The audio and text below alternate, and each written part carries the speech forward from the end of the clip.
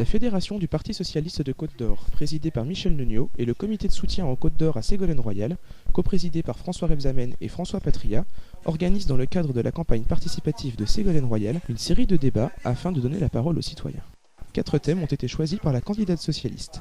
Éducation, vie chère, lutte contre les violences et environnement font l'objet de milliers de débats participatifs actuellement en France. En Côte-d'Or, ces 4 thèmes sont déclinés en 5 débats dans chaque circonscription du département. Hier soir avait lieu à Saint-Apollinaire le débat sur le thème de la vie chère. Environ 200 citoyens et citoyennes étaient présents pour soumettre leurs propositions à Ségolène-Royal.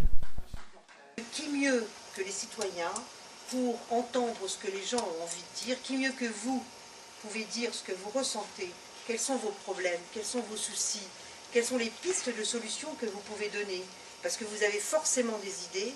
Et je pense que c'est aussi, en tous les cas Ségolène-Royal le pense, que c'était de son devoir de le faire.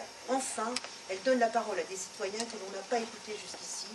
Et moi je pense sincèrement que cette méthode va réconcilier les citoyens avec la politique. Je vous rappelle que le mot politique c'est vie de la cité. Et la politique au niveau national c'est la vie du pays. Et la population, ce que nous sommes, les Français, les citoyens de France, qui sommes capables de parler de tout ça.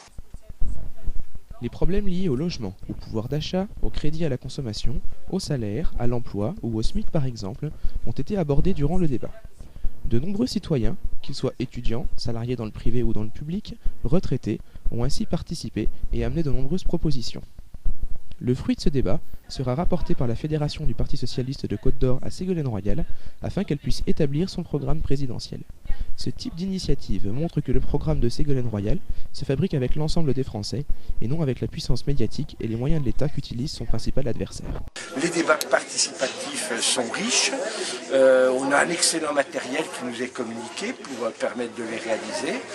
C'est une démarche qu'on connaît bien en Côte-d'Or, comme c'était dit, puisque François Rebsamen l'expérimentait à Dijon, il a fait sa campagne comme ça, François Patria l'a fait aussi comme ça au régional en Bourgogne, et je crois qu'on a toutes les chances de mobiliser et d'arriver au bout et d'avoir la première femme présidente de la République en France.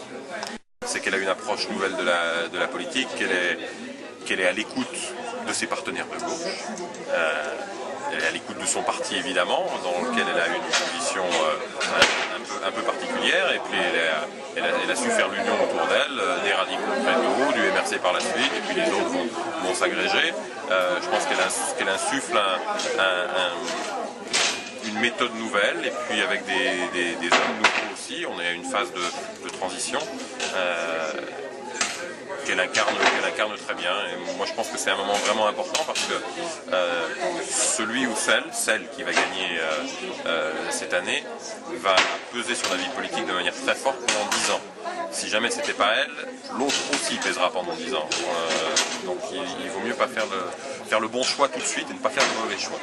Elle sera une très bonne présidente de la République et je pense que la méthode qu'elle est en train de mettre en place, la campagne qu'elle est en train de mettre en place, c'est la bonne campagne, c'est-à-dire qu'elle va écouter les gens, elle nous demande de les écouter pour elle, de rapporter ce qu'ils disent, donc ça c'est vraiment très important parce que c'est eux qui parlent de leurs problèmes et qui nous invitent à réfléchir sur les problèmes du quotidien. Donc c'est la première fois qu'on donne la parole à ces gens-là.